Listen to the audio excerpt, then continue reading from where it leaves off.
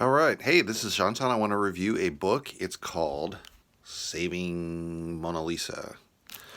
So this is a story about Mona Lisa and all of the archives of the Louvre. That it starts out the history of the really basic of Mona Lisa from its origins in Italy and Leonardo going to France, giving it to I think Francis I. Several renovations of the palace, just a really quick chapter on the origins of Mona Lisa, and then the major wars between France and Germany, 1871, 1918, and then it starts World War II, which is the thick of the book. And luckily, because of World War I, and they had the foresight to see what was happening with Hitler as he rose in power and how crazy he was, that they should make plans to evacuate the art. So they evacuated the art to several different planned chalets outside of Paris, maybe 150 miles or so away, that were kind of secluded, easy to get to because there was a lot of hills and mountains that made it difficult for these really large works to be transported around. And so they got there, and then once they got there, they realized the Germans were going to swamp Paris, which they hadn't expected. They thought they'd hold the line at the Maginot Line or maybe even 100 miles in, but then they saw, oh my God, Paris is going to be taken. So they made plans again to move the art again, but then it was kind of too late. And so they moved some of the art, but most of it was in place already. And then, of course, we know from World War II, the Germans took the whole country and divided the country into Occupy France and Vichy France. And so while the Germans controlled it, they kind of had to fight off all the German looters. And so that was like Goering came in, tried to get 2 or 3 artworks brought back to his castle in exchange for other ones. And then he turned out when they got to Germany, there was no art to be exchanged. He just wanted to steal the artwork. Luckily, after the war, they were able to retrieve those artworks. They also tried to protect a lot of the Jewish art that had been confiscated under the Nazis. From several rich Jewish families inside of France. They tried to keep it within Germany. A lot of it was taken outside of Germany, obviously, by the German looters under the Nazis. And obviously some of that work has never been retrieved. Some of it's been lost permanently after the war. But they didn't cover that too much. They covered mostly the Louvre, which they kept most of the Louvre, at least the French-owned artworks. All those were not captured permanently. And then they had this really nice transition in the war when obviously, the resistance is coming along. Some of the museum curators were actually part of the resistance. And so there was a danger if they found out, they would, maybe burn a museum or something under the Nazis. And then later, as the resistance and the Allies approach, then there was that transition period where, Germans were there and then Americans were there.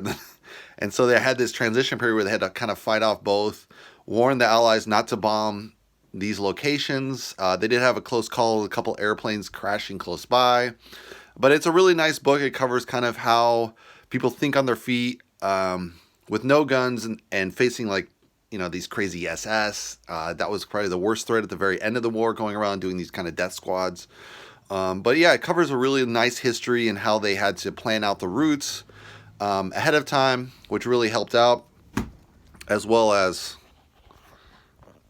the escape routes and how to deal with these guys. They didn't really know how to deal with them, so that was really a danger to the art itself, because they could have just decided to burn the whole thing all at once, which in several cases they kind of had that because they were hiding weapons from the resistance close by, and the curators like, get these weapons out of here, man. The Germans are going to show up. They find out they're going to take all the art or burn it all or who knows what.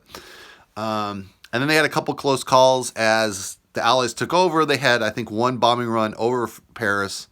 Luckily, there was an order from Hitler to kind of destroy all of Paris before they left. And luckily, the generals decided not to carry that out. So luckily, there wasn't too much artwork left at the Louvre at this point, but that would have been a huge disaster for Paris. And luckily, Paris was one of the few cities that wasn't really heavily bombed. Like in Germany, most of Germany was bombed flat, except for small towns.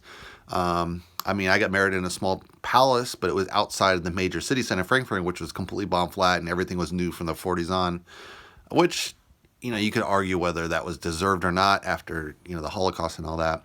Some of the people that went into hiding were, Jewish workers who were forced to be fired under the Nazis. Some of them got sent to labor camps. Some of them escaped. Some of them joined again, and some kind of emigrated out, probably out, some of them were really dedicated to the Louvre after that, but some weren't. So one guy went, I think, and tried to retrieve the missing artworks from the Louvre in Germany, and I think he was somewhat successful in 1945. But yeah, it's a really interesting story and how they had to work with limited resources, limited fuel, trying to get the fuel for these trucks. They switched from gas power to this stuff called gagazine, which is kind of, I think it's a coal-powered gasoline, because obviously the Axis didn't have access to gasoline during the war. They didn't know Libya had gas, oil reserves, so that's why they pushed all the way to Russia to the east to try to get the oil reserves, by Kazakhstan and that area right above, behind Turkey, so to say. They almost got it, but not quite enough. So there was a shortage of gas. So the Nazis converted all these vehicles to these weird coal-powered, fake gasoline kind of cars that would kind of break down suddenly, and they had to transport the art that way. So yeah, it's a really interesting book. I think I'd highly encourage it, and I recommend the book. Thanks for watching, guys.